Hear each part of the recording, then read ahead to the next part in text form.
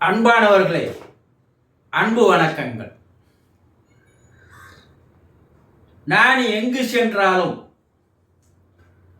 தங்கியிருக்கின்ற இடத்தை தேடி வந்து பல பெரியவர்கள், பெற்றோர்கள் என்னிடம் ஒரு விஷயத்தை கூறி வேதனைப்படுகிறார்கள், கண்ணீர் விடுகிறார்கள், கலங்கி நிற்கிறார்கள். அப்படி அது என்ன விஷயம்? குருஜி, நான் என்னுடைய பையனை சிறு வயதிலிருந்து அவனுக்கு தேவையான எல்லாத்தையும் செய்து அவனை நன்றாக படிக்க வைத்து அவனுக்காக பல சொத்துக்களை சேர்த்து வைத்து திருமணம் செய்து வைத்தேன். அதாவது அளவுக்கு அதிகமாக அவன் மீது பாசத்தை வைத்திருந்தேன். கடைசியில் அவன் அந்த பாசத்தின் மதிப்பு என்னவென்று தெரியாமல் மனைவினுடைய பேச்சை கேட்டு என்னை புறக்கணித்து வருகிறான், என்னை அவமானப்படுத்துகிறான், அசிங்கப்படுத்துகிறான், என்னை வீட்டை விட்டு வெளியேற்றியும் விட்டார். இன்று நாங்கள் அனாதையாக முதியோர் ஆசிரமங்களில் வாழ்ந்து வருகிறோம். என்னை அவன் முழுமையாக ஏமாற்றி விட்டான். இப்படி சொல்லுகின்ற பெற்றோர்கள் இன்று நாளுக்கு நாள் அதிகமாகி வராங்க இல்லையா? ஏதோ ஒரு வகையில் உங்களுடைய பிள்ளை உங்களை ஏமாற்றி வருகிறான். அது நீங்க வீட்டில் இருந்தாலும் உங்களுக்கு மதிப்பு இல்லை, மரியாதை இல்லை. நீ போடுற சோத்தை சாப்பிட்டுக்கணும், ஒரு மூலையில இரு, நீ எல்லாம் எனக்கு அட்வைஸோ ஆலோசனையோ பண்ணாத என்று மூஞ்சில் அடித்த மாதிரி கூறுகின்ற பிள்ளைகள் என்று இருக்கிறார்கள் இல்லையா? அதை அனுபவிப்பவர்களில் ஒருவராக நீங்கள் நிச்சயமாக இருக்க வேண்டும். உங்க மனசாட்சி தொட்டு சொல்லுங்க. ஆக நீங்கள் யார் மீது வாழ்க்கையில் அதிகமாக பாசத்தை காட்டினீர்களோ, அது மகனாக இருந்தாலும் சரி, மகளாக இருந்தாலும் சரி. நல்லாதான் படிக்க வச்சேன் என் மகளை. அவ சுய காலில் அவன் நிற்கணுன்றதுக்காக நான் வாழ்க்கை பூரா போராடினேன். கடைசியில் எங்களை ஏமாற்றிட்டு வேற எவனையோ காதலிச்சு கல்யாணம் பண்ணின்னு போயிட்டான். நாங்கள் மனசளவில் உடைஞ்சு போயிட்டோம்.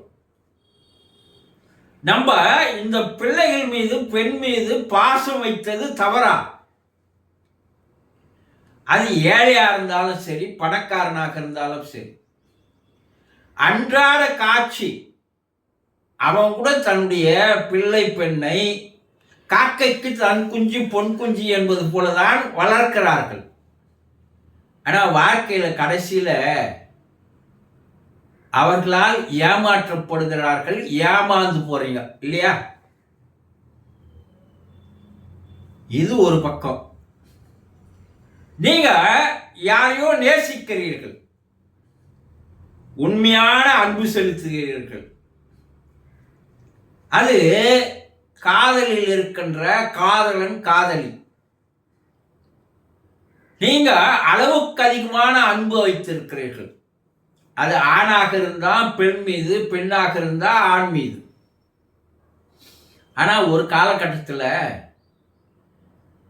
அந்த நேசம் என்பது என்ன என்று தெரியாமல், அன்பு என்பது ட்ரூ லவ் என்று சொல்வார்கள், அதை தெரிந்து கொள்ளாமல், புரிந்து கொள்ளாமல் ஒருவரை ஒருவர் ஏமாற்றுகின்ற நிலை இன்று நாளுக்கு நாள் அதிகமாகி வருதா?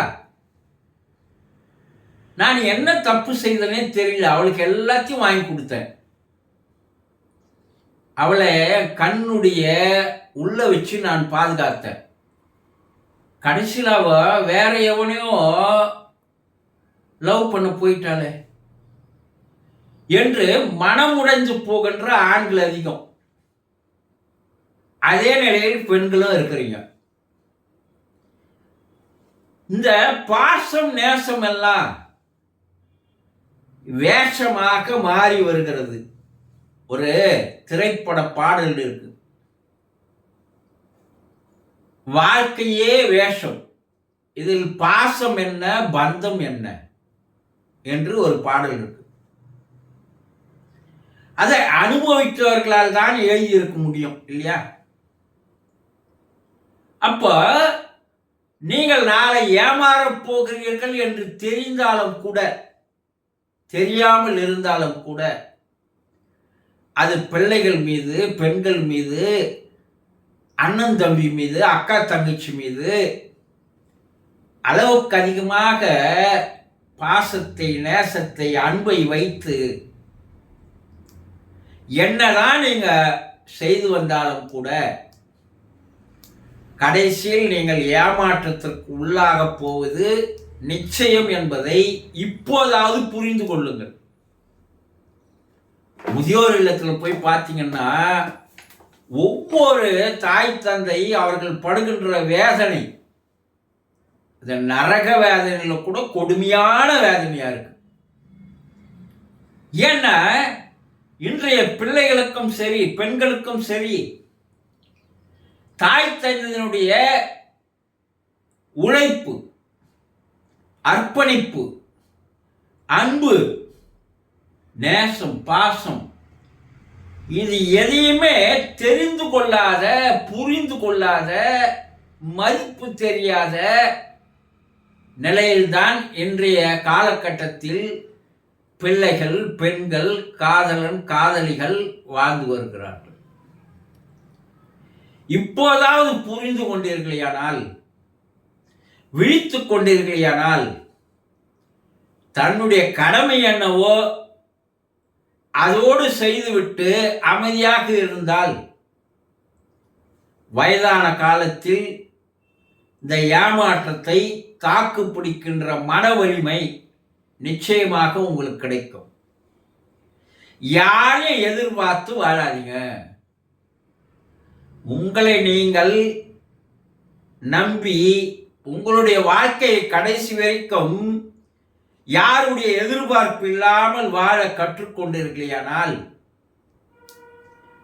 அப்போதுதான் வாழ்க்கை ஒரு தெளிவாக இருக்கும். ஆக நீங்க என்னதான் இப்ப பாசம் வச்சீங்கன்னாலும் நேசம் வச்சீங்கன்னாலும் அது இப்போதாவது இந்த நிலையில் இந்த காலகட்டத்திலாவது அளவுக்கு அதிகமான பாசமோ நேசமோ அன்போ வைக்காதீர்கள். இதனால் வயதான காலத்தில் கண்ணீர் விட வேண்டிய நிலை ஏற்படும் என்பதை தயவு செய்து புரிந்து கொள்ளுங்கள். சந்தோஷம்.